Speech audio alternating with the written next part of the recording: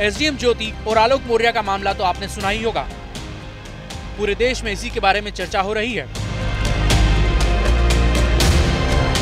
लेकिन अब ठीक ऐसा ही एक और मामला सामने आया है, जिसमें अर्जुन नाम के शख्स ने अपनी पत्नी पर नौकरी मिल जाने के बाद बहकने का आरोप लगाया है।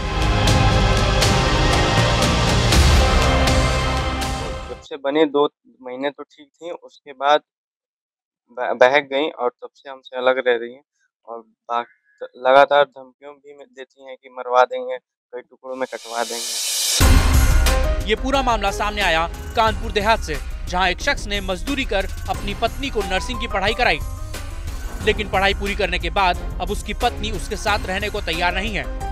अर्जुन ने आरोप लगाया कि नौकरी के बाद कुछ दिन तक तो उसकी पत्नी का व्यवहार ठीक रहा, लेकिन बाद में बदल गया और अब वो अर्जुन के साथ नहीं रहना चाहती। केवल फीस तो लगभग 6-7 लाख रुपए फीस में हमने बर्बाद किया इनके। बाकी रूम का किराया चीजें वो अलग चीजें हैं। पैसे का अरेंजमेंट था, कुछ फैमिली के लोग सपोर्ट किए थे, बाकी बाद में सपोर्ट करना बंद हो गया था इनके हरकतों की वजह से। तो हमने कई जगह से कर्जा लेके और फिर हमने इनको पढ़ाया लिखाया है। अर्जुन ने हमें दोनों की शादी की कुछ तस्वीरें और सविता के कॉलेज की फीस की रिसिप्ट भी दिखाई। उसने बताया कि उसकी पत्नी का नाम सविता मौर्य है, जिसे उसने पढ़ा लिखा कर काबिल बनाया, लेकिन अब वो उसके साथ नहीं रहना चाहती। सविता ने उससे कहा था कि अगर वो पढ़ लिख लेती है तो उससे दोनों की जिंदगी संवर जाएगी।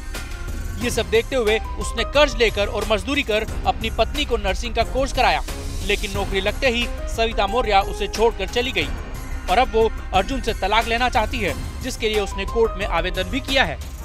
वहीं जब हमने सविता से उसका पक्ष जानना चाहा तो उसने कहा कि कहने से तो इंसान कुछ भी कर सकता है, लेकिन क्या 1 साल का बीएससी नर्सिंग कराने में उन्होंने अपना घर बेच दिया है?